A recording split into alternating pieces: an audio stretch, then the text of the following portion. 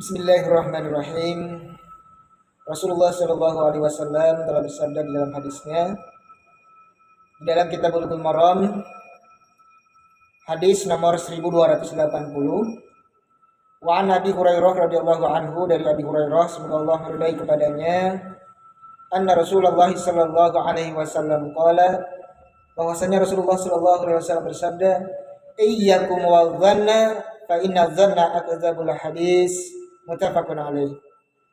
Iyyakum wadh-dhanna, jauhilah oleh kalian berprasangka buruk, fa inna dhanna akdzabul hadis, karena sesungguhnya berprasangka buruk itu adalah sedusta-dustanya, sebohong-bohongnya perkataan.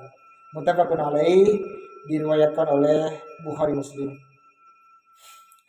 Ikhwan billah rahimakumullah, hampir setiap detik, hampir setiap menit, bahkan setiap hari, manusia tidak akan terlepas dari bisikan-bisikan yang diabadikan di dalam Al-Quran di surah yang terakhir, surat ke-114, Allazi yuwaswisu fih, yakni setan yang selalu membisikkan kepada hati-hati manusia. Pun demikian, sifat dzan, berburuk sangka, merupakan salah satu senjata paling ampuh dari setan iblis laknatullah dalam mengganggu manusia dalam setiap detiknya. Dan ini tidak terkecuali kepada kita yang berprofesi sebagai ustadz sekalipun, sebagai kiai sekalipun, sebagai ahli ilmu sekalipun, apalagi kepada mereka-mereka yang tidak menguasai Al-Quran, hadis, dan lain sebagainya.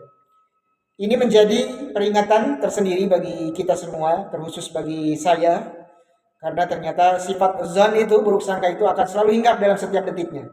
Meskipun kita sudah berusaha ribuan kali, bahkan jutaan kali untuk mengenyahkan, membuang sifat dzan itu dalam keseharian. Oleh karenanya, ikhtiar yang bisa dilakukan salah satunya adalah kita terus beristighfar. Bahkan jika memang mampu, lakukan istighfar dalam sehari semalam minimal 1000 atau sampai 4000 kali. Tetapi tentu bacaan istighfar ini difokuskan untuk muhasabah diri, untuk terus mengevaluasi zon kita, buruk sangka kita kepada sesama muslim.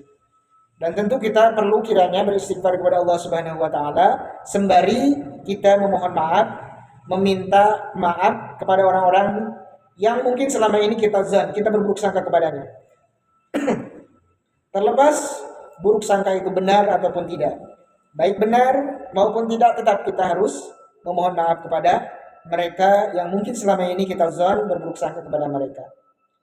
Dan sekali lagi, mari kita untuk terus berusaha belajar untuk mengenyahkan, menghilangkan sifat dzan ini sekemampuan diri.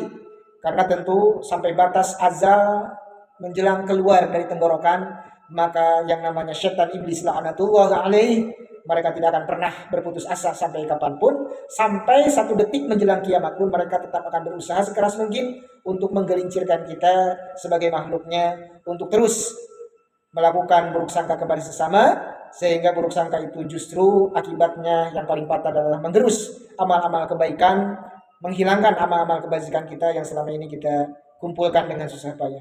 Semoga Allah memberikan kekuatan, kemampuan untuk bagi kita menjalankan semua perintah dengan ikhlas dan tentu dengan kehusuan yang totalitas.